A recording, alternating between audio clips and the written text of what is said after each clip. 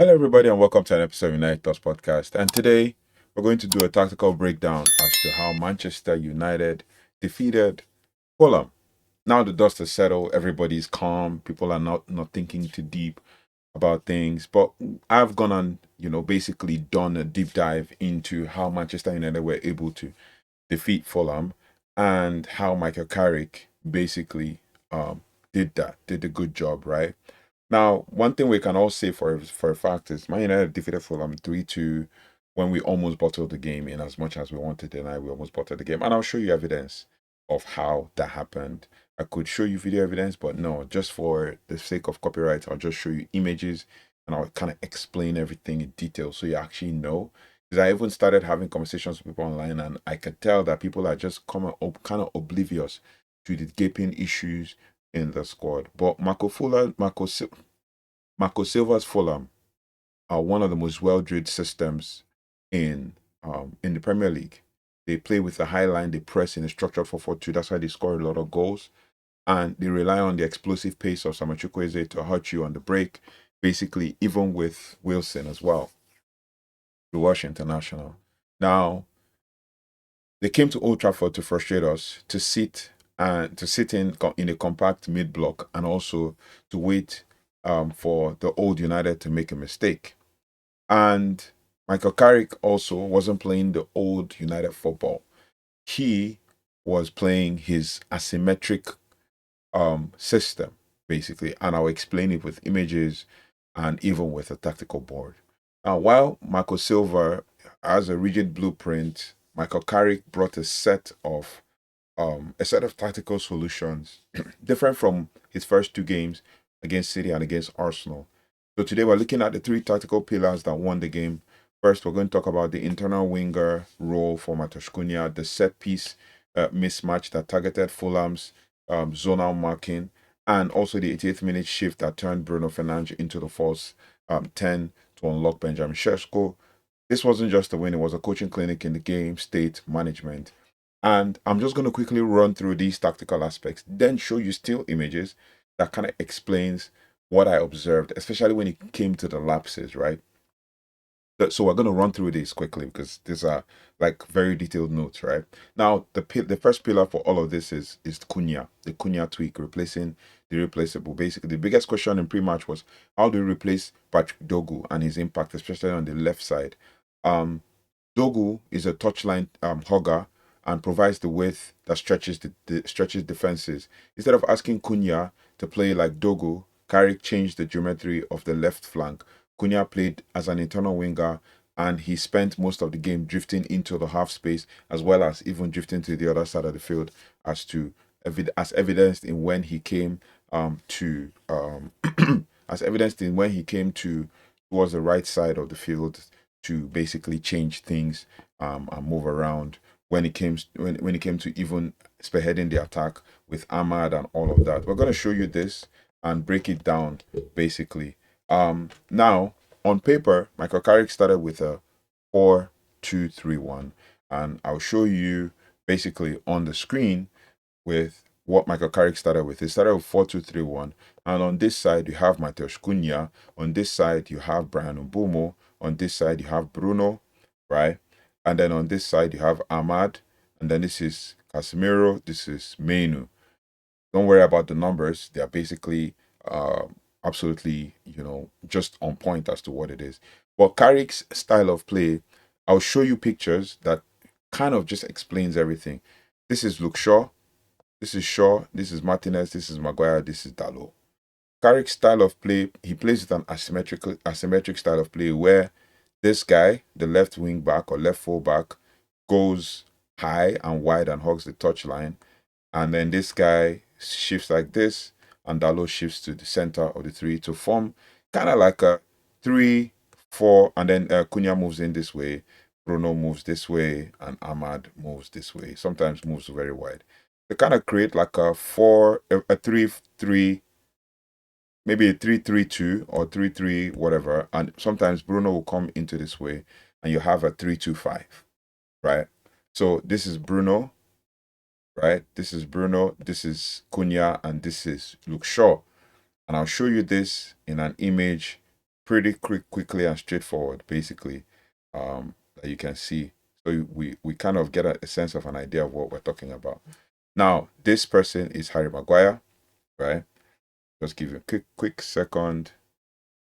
This person is Dalot, Maguire, and um, you have Licha Martinez on this side, and then basically you have Luke Shaw on the right, on the extreme right, and then you also have, this is Casemiro, this is Mainoo, this is Bruno, this is Mbeumo, this is Cunha. So you have like a 3-2-5 up front, right? You can see like it's absolutely there, 3-2-5, right? Then obviously, if you look at it from that perspective, then which takes us back to our tactical board where we basically have, this is Luke Shaw, just Shaw here, one quick sec here.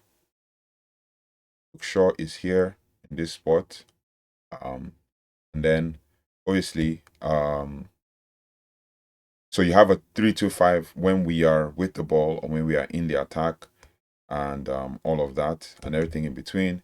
Then at different points of the game, you had that switch where, especially when they had to push up to an extent, and then Casemiro at some point will drop back into this, and then you have your Dalot coming here, and then you had situations where, you know, the thing, it was lined up like this, right? 3-2-5. Sometimes Maguire will switch to this side, and you have your Casemiro in this middle, and then you had, you know, just basically all of them, you know, lined up like this for the most part. Sometimes you would have Bruno switch to this point, and you have your Cunha come here. At some point, he'll make this run, and then Ahmad will give him the pass, and give him the ball. The time that Ahmad came here, and then Cunha came from here and made this run, Bruno and Mbeumo were running into the box, and then Cunha ran with the ball into the box and was kind of pulled down and fouled, and that led to, you know, the VAR call, and then obviously you also had the the free kick outside the box that led to Bruno scoring, Bruno crossing the ball for Casemiro to score. So these were the things we noticed in the game, and then obviously the rest position is this, and then you have your Ahmad on this side, you have your Cunha on this side, you have your Bruno here, and you have your Mbeumo. So it's the 4-2-3-1. This is Mainoo. This is we go back to, yep. So this is Mainoo and Casa. This is the back four, right? Simple, you know. But with this formation is so good and versatile because you have, when we are defending, we have multiple ways to approach the defense, which I'll show you with some triangles and all of that. But just to give you a sense of an idea of what was going on, the tactical result for this, basically, as Cunha was playing as an internal winger, he spent most of the game, you know, drifting into the half space, the corridor of Fulham's right back, and also their center back as well. And the tactical result was that Cunha tucking inside, he dragged the right back with him. That is, he had the Italian guy he dragged the white right back with him. His name starts with a C, I seem to forget. So he dragged the right back with him, and then this opened a massive green line for Diogo Dalot to overlap, or most likely even at some point Luke Shaw to overlap when Cunha came in on this side. So just to give you a sense of what is going on with the tactical board, you had Shaw coming this way, you had Cunha coming this way.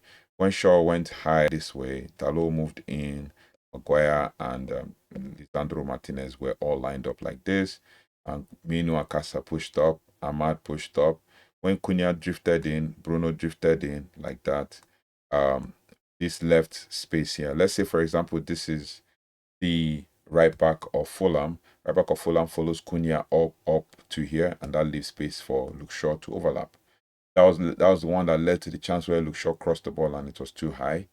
So back to the rest position. And then you also have a situation where, you know, Cunha will move around. You can have a 4-2-4 at some point.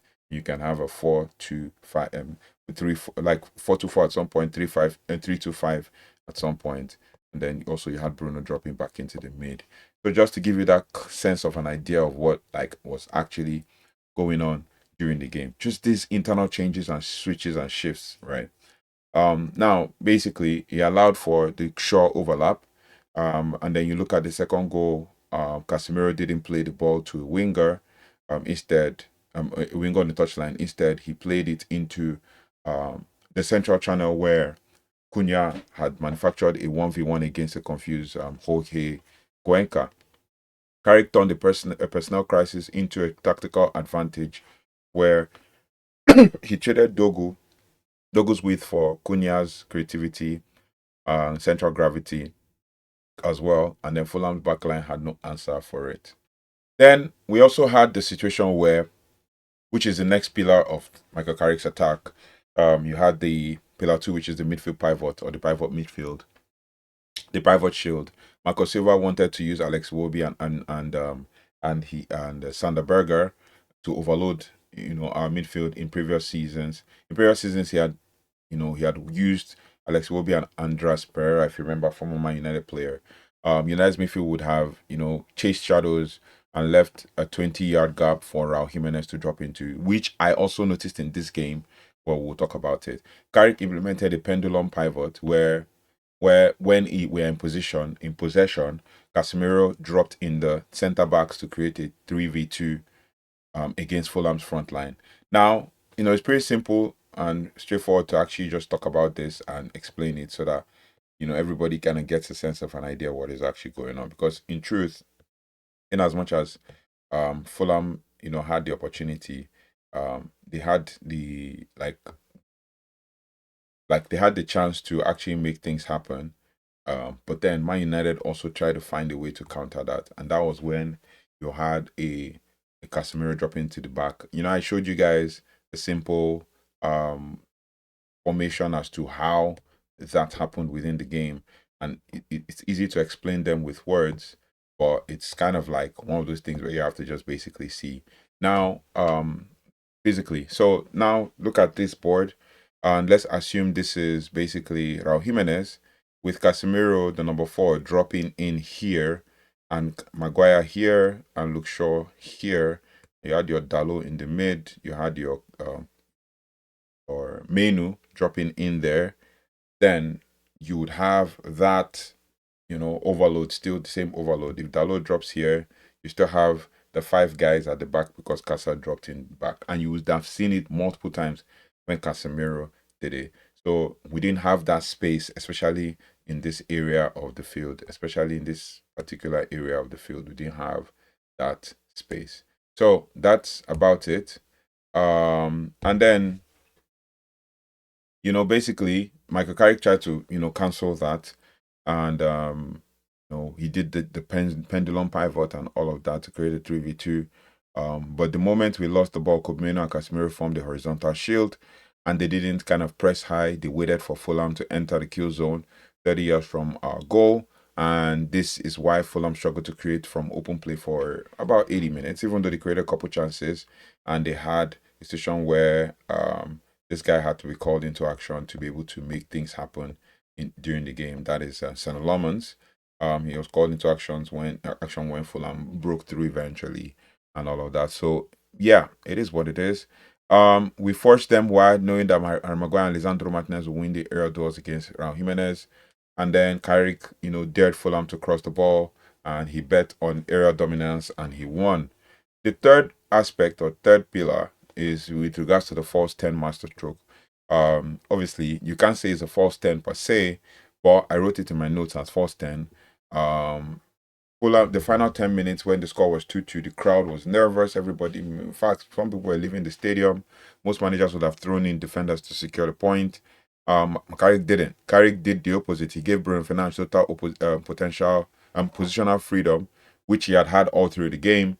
In the final sequence, Bruno wasn't playing in traditional number 10. He dropped almost into the right wing, drawing Calvin Bassey out of the central defense zone. And this is what we call the false number 10 movement, vacating the center to create a vacuum. Now, with Bassey dropping wide by Bruno's trickery, a massive hole was opened. And in the heart of the defense, Benjamin Sesko, who had been lurking on the shoulder of the last man, finally had the vertical lane that he needed to be able to create a chance to actually score the goal. And Bruno's um, cross wasn't just a hopeful ball. It was targeted. It was a targeted delivery into the space he had just created by dragging the defender away. And in the 94th minute, it was a masterclass in manipulating defensive lines, right? And then obviously that was, a good one to actually see with Bruno, dealing with such, dealing with the game with such magnitude. And then obviously the last aspect of this pillar, before I start to show you those still images I talked about, is the Senna Laman's line management, which is a quick shout out to for his tactical role. This is to Senna Laman for his tactical role. When he had the passing accuracy of 88%, right? But it's where basically he pressed, he passed the ball, and Carrick also instructed Lammers to bypass Fulham's first line of press by hitting diagonal clips as he's always been doing all through the season. He hit the diagonal clips to Amad Diallo, to Cunha, and by doing this, United moved from the defensive third to the attacking third under, basically 4 seconds. Now, with Silva's press, it relies basically on the opponent trying to play short, long, right? Go short next, like pass short, and then go long, swing it to the side, and all of that. But by going short, long, long, goal, or short, long, goal, Carrick actually, instead of going short, long, Carrick went short, long, goal. Carrick actually completely bypassed Fulham's greatest strength, and Lomans isn't just a shot stopper, he's the first line of the attack. And we talked about his statistics yesterday when we did the player ratings and all of that. Now, to give you basically an understanding of the still images and explain some of the things that I noticed during the game, which obviously we cannot deny, is we're going to start with this one first, yeah. So this one, you can see a back three. Basically, you can see a back three in this situation. Basically, you can see a back three here, evident. So you can see a 3-2-5, right? One person is out of the shot, and that person is Amad Diallo. He's at the bottom of your screen. He's out of the shot, but he's actually wide. You can see Luke Shaw far on the top part of the screen. Luke Shaw is actually, really far hugging the touchline. You have Dalot, Maguire, and Lisandro Martinez. When we were in a rest position, like Maguire literally had the ball. You can see that the time this is 8 minutes into the first half, yeah. You can see the time stamp, and then you can actually see in the next one I'm going to show you, this time is about the same thing.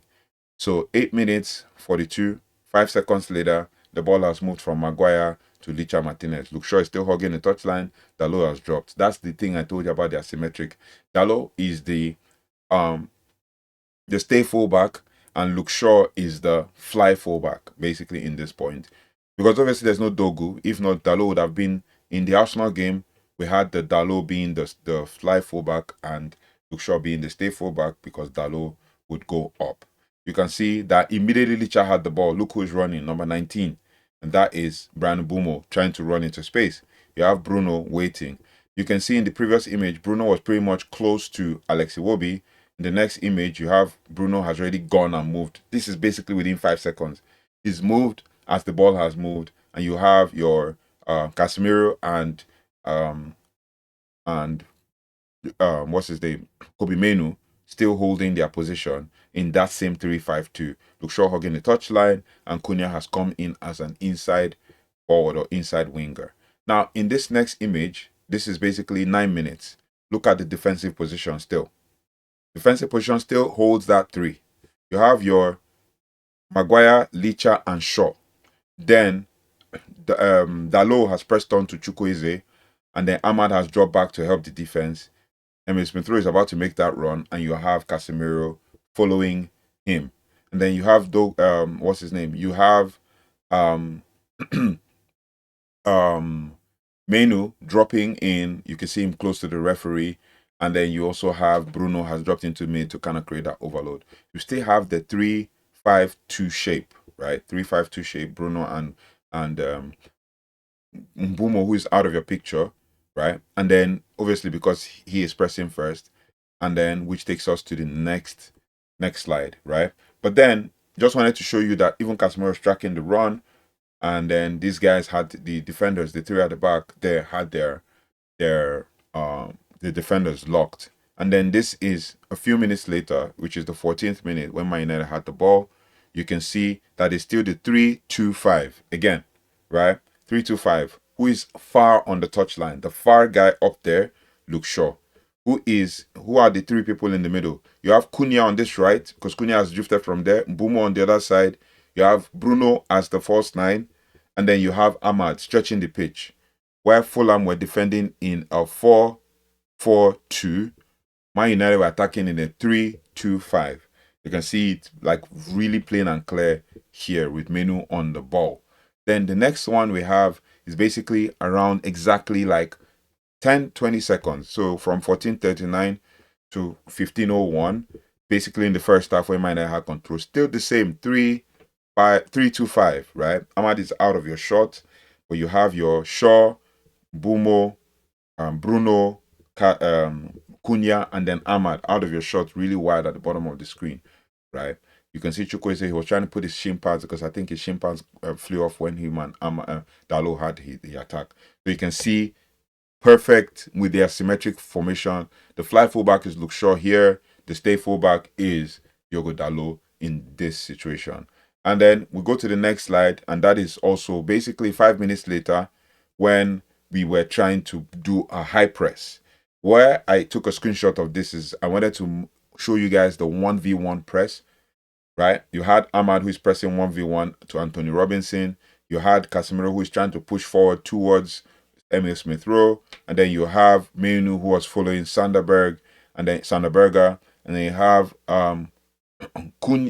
Bruno holding on to Cuenca, and Mbumo waiting for any of the loose balls that comes. And then obviously his man is going to be Anderson, and then you have Cunha running in to follow Alex Iwobi. So pretty straightforward. You can actually see what Michael Carrick is trying to do here, which takes me to this time around we had already scored, right? We had already scored from the set piece. Before that, we hadn't scored, and that was because you see where Cunha is from this side of the ball. This is where you had Ahmad on the outside create that chance where Cunha, basically 1 minute after this, where Cunha made that run, was fouled. Then there was basically VAR check, and then after that VAR check was after this play that we had that VAR check, and after that VAR check, it now led to Cunha. Them calling it as a set piece, and then Bruno crossed it and it became a goal by Casa. Now we go to the next one, which is basically another. This is 20 minutes 47. I was just trying to show you guys slide frame by frame. You look at 2 seconds later, look at where everybody is. Look at where Cunha was, and Mainoo was following through as well. Now 2 minutes 2 seconds later, you look at where Mainoo is now, still following Sanderberger. Cunha is making sure he follows Alex Iwobi. You have Casemiro following Emil Smith Rowe. You have Luke Shaw following Anthony Robinson, and Bruno is with Cuenca, and Mbumo is with Anderson.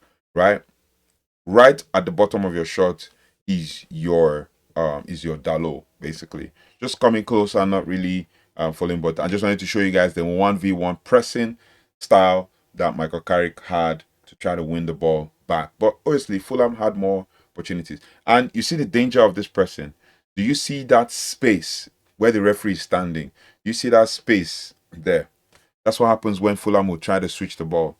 And I'll show you this later on why they were bypassing our midfield, because that was a flaw of this system that we noticed during everything. And then obviously you had a situation where this was like 4 minutes later, where Man United were trying to press high to win the ball back. You see how everybody was 1v1. Bruno is already on this side. Casemiro, guess who is up front? Guess who dropped in the midfield, and guess who is up front? You had your what's his name? Mainoo and Cunha pressing together against Fulham's defense, and that's Anderson with the ball.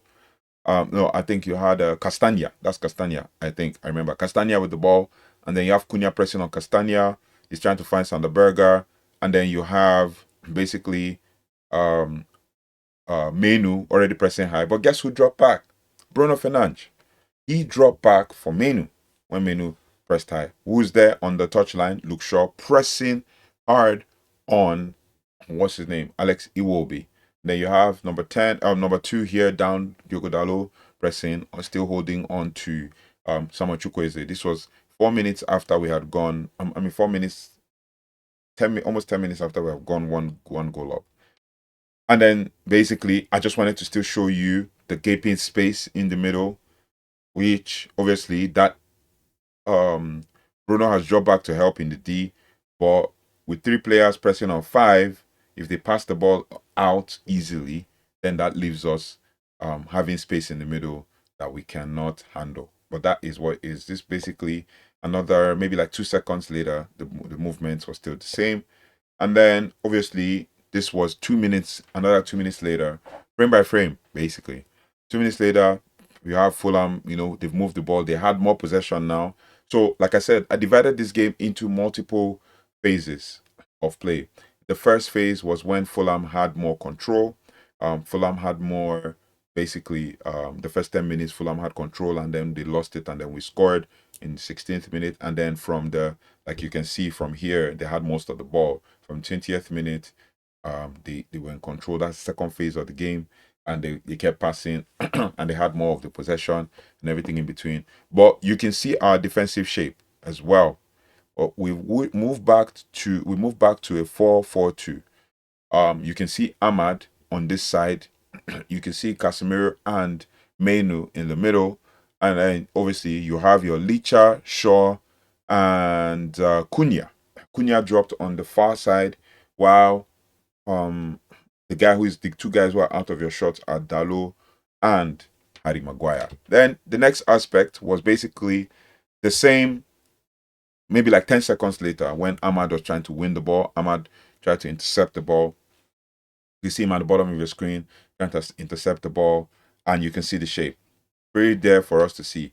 Now, the moment Ahmad won the ball, guess what is happening? We're taking another shape of the 3-2-5 again. But look at Ahmad winning the ball. Look at Dalot where he is. Look at Casemiro pushing up. Look at Bruno waiting for his next step. And look at Mainoo. Casemiro had already dropped deep to make it a back 5, right?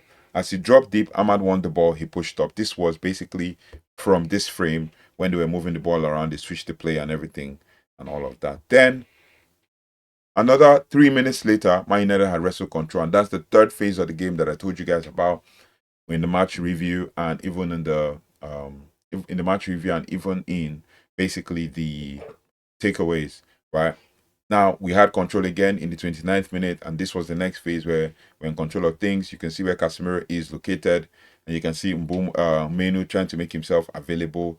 This is basically a midfield 2 against a midfield 4 or 5. This is an overload. But guess where Luke Shaw is? Far wide on the touchline. And we've gone back to a 3-2-5 again. Then we go back to basically around another 5 minutes later. Fulham were in control of the ball again. This time around on an attack. Look at the back line. 5 players. Just look at the back line. Dalot, Casemiro, Maguire, Licha, and Shaw. So we had the 5-3-2. What's the 3? Mbumo was already there because Ahmad already just lost the ball up. Mbumo was dropping back for Ahmad, Mainoo, and then you have Cunha and Bruno as well. Either 5-3-2 or 5-4-1, however you want to call it, right? But then Mbumo dropped back for Ahmad. Then you also have the next. This was 5 minutes later, right? And then obviously towards the end of the first half. Now, the reason why I took this screenshot, look at the position of Casemiro. Casemiro is at the back line. Look at, this is Maguire trying to make that pass. If you remember the pass in the 45th minute that Maguire was trying to make with regards to a long diagonal pass across the other field. Now, that is because of the formation. Casemiro has dropped into the back line because Maguire is in control of the ball. Licha is on the other side. Man United just won the ball. Basically, another 10 minutes later, Man United just won the ball. This is Mainoo in the middle of the park, in between Sanderberger and Alexi Wobi, and then you have basically Mbumo. So it's the same kind of 3-2-5, if you call it that way. Person who is out of your shot, two people that are out of your shot are Ahmad and Dalo. But you can see Mbumo drop deep. You can see Cunha trying to make that run from the line. You can see Bruno and Mainoo looking through. Bruno and Mainoo being your two. And then you also have your Luke Shaw on the wide side, Cunha, Bumo, and then Ahmad down. So kind of like the same 3-2-5 as well. Now, this is where Casemiro dropped in as the back two or back three at the center of the back three. But the reason why I took the shot is mainly because Harry Maguire tried to cross a ball, and in the process of crossing the ball, he crossed it and he went out of line, out of touch. That's because telepathically he's expected to believe that Luke Shaw has gone basically outrightly wide. He's supposed to expect to make that run. He was already hugging the touchline from the beginning of the game. I showed you guys in previous pictures. If you see him here hugging the touchline, and then you go over to when Maguire made that cross, and I took it and I said, okay, these guys have practiced this in training. Maguire was going to make those diagonal passes. If you remember in previous managers, Maguire makes those diagonal passes all the time. And he made that pass because he expects Luke Shaw to already be on his bike. And that's where Dorgu would have been basically. But he expected Luke Shaw to already be on his bike. And obviously the ball went wide and Luke Shaw was not on the same wavelength as him. So pretty straightforward and all of that. Then obviously this is basically a repeat of 34 minutes. And then the next one, which this was of particular not concern, but particular interest to me. Man United had already gone 2-0 up. Basically, you could see that this sliding tackle here was Cunha dropping back to defend. And that is what Amorim was requiring of his wing backs at the time, and this is what Michael Carrick is requiring of his wingers or his fullbacks. If you look at the box, you have Licha. The box is literally just kind of 5 against 3, right? You have Licha, Maguire, Luke Shaw, Dalo, and Casemiro already in the box, being that defensive shield, creating overloads also in the box. Dalo was already basically marking out Chukwueze, and then you see when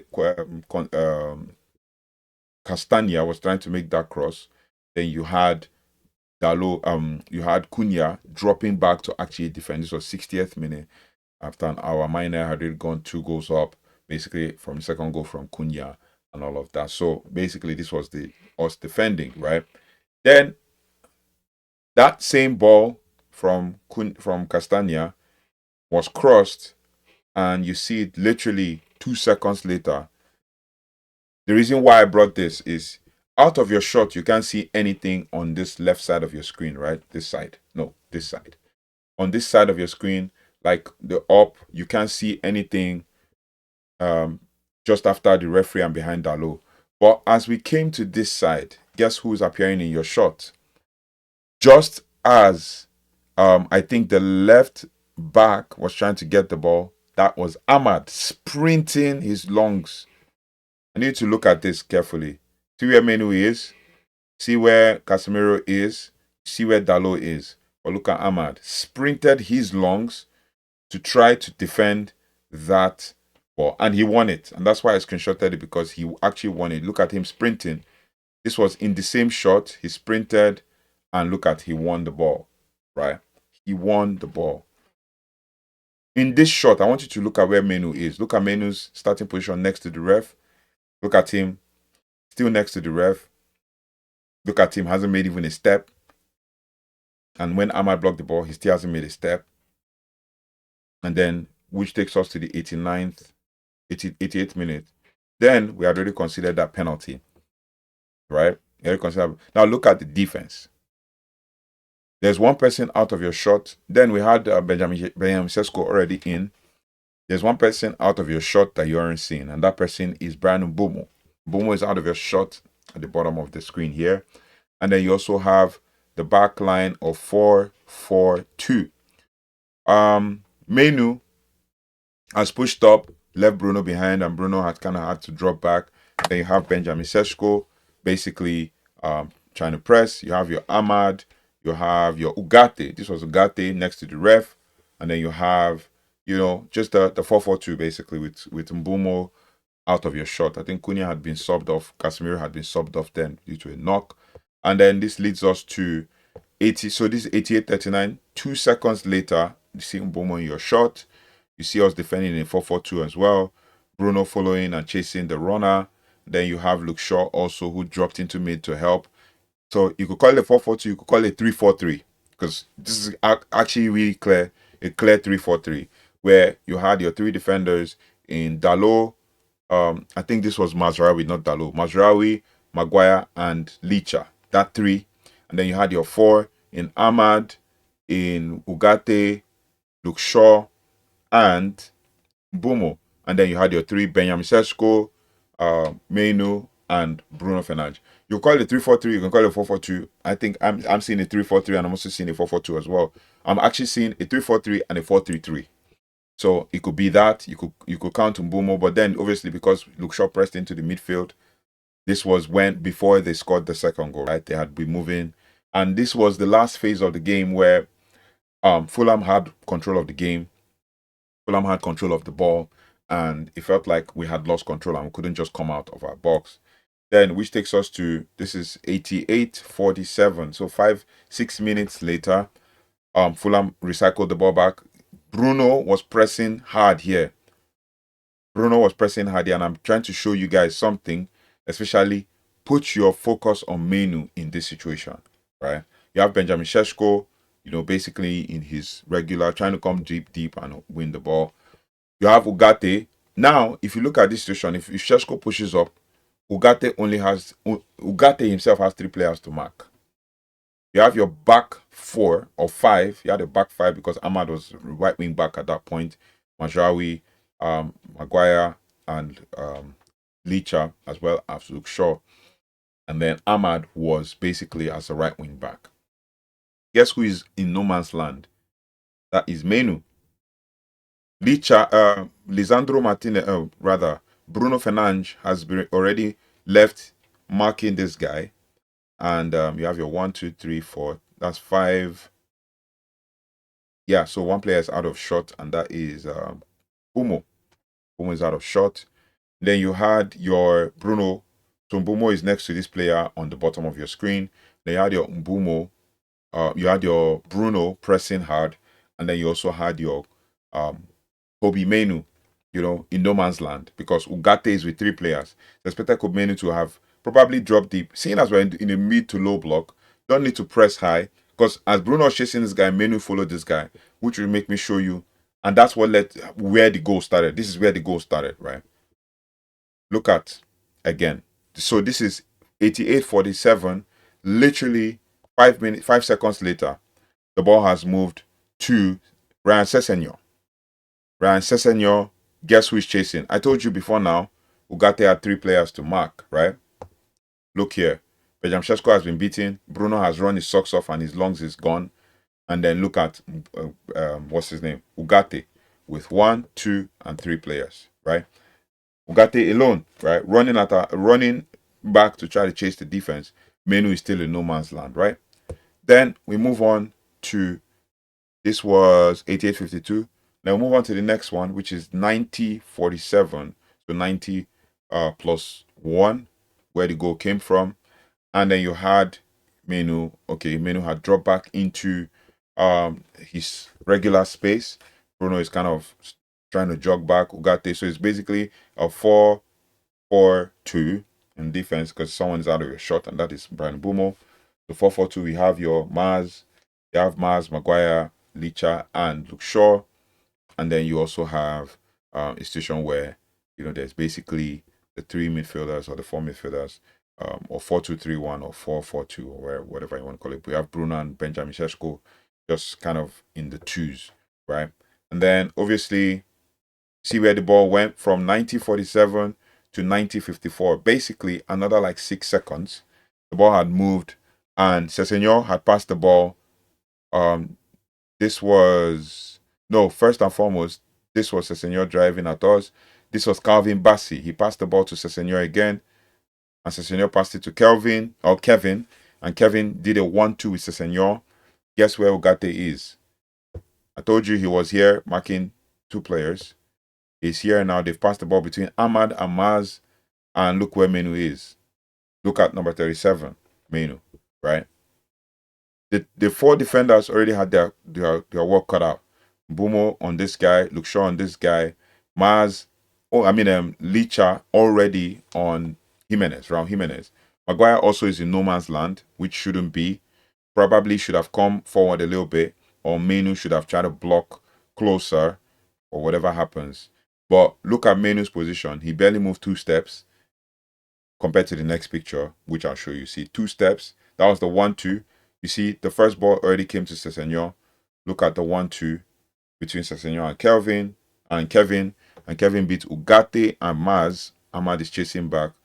Look at Mainoo's initial position. Look at Mainoo's current position. He still hasn't moved. Look at Maguire still standing still. And then look at Ugarte. He just left his marker. Where was Maz in that time? Maz chasing back. He just left the person he was marking. That's Sessegnon. And then guess what? He's trying to block the shot. Mainoo hasn't still moved at all. Even if Mainoo wanted to block the passing lane, he should at least even come closer to actually block it without actually... Because I've seen someone try to argue, oh, he's trying to block passing lane. There is no passing lane to be blocked here, because if Mainoo pushes up, he blocks 3 players. He blocks the pass to 2 or 3 players by just intercepting. But he didn't move. He just still stayed. Barely made a step. 90 plus 55. And then barely 1 second later, look at Ugarte sliding to try to block. Mainoo is still standing where he is. Maguire had pushed up a little bit, but Mainoo is still there. Look at it. Initial position, final position after the shot. And look at the space between the shooter and the goal, right? Obviously, they're not doing anything well to help this goalkeeper. And then, which now led us to the next one. Before that, led us to the next one where basically Man United got to score the goal. This was, so the first goal happened 1956. And then we had 93-10, where Bruno had just beaten Calvin Bassey. After a pass between him and Ahmad, he had beaten Calvin Bassey. And then guess where Benjamin Sesko is running? Basically into the box to expect that cross in, right? And then guess what? Bruno crosses the ball. And as he crosses the ball, it beats Anderson, who was trying to stretch his back foot. And then it felt like Fulham actually had switched to a back 3, and basically with Calvin Bassey in and playing on the left side. And then obviously this is where Benjamin Sesko had the chance after the cross from Bruno. Even Bassey had to pull Bruno down, but then he crossed the ball and it was perfect. And then Sesko got the chance. No look. You can see his head drop down, not even looking or caring about any defender. Is going to blast that round the defender, using the defender as a shield. And this is basically him with 3 players or 4 players. And then guess what? He blasts it round the defender into the open net, and you have your goal. Now, this image is just to show you that he had his head dropped down and then basically blasted it. You had your goal. So that's pretty much basically how Man United was able to. So I've basically shown you the way Man United defended, just to give you a bit of a clip. Now, the reason why I brought this clip up is basically the space that is being left in the midfield, just to go back a little bit, when we are defending is preposterous. Excuse me, I was going to show you that, but I think I skipped it. This space. The space that has been left in the midfield whenever we are being attacked is very interesting, because you look at the situation where the pass, Bruno had already pressed here, right? They've beaten the pass. Now you have Ugarte with only him and 2 players, which means I can understand maybe Mainoo could be very tired, which we're not going to put it past him. He had a good game on the day, but he left his midfield partner to dry. But it is what it is. So basically, we'll just move on to the goal, and basically he scored the goal, and then after that started to try to hold out for the next.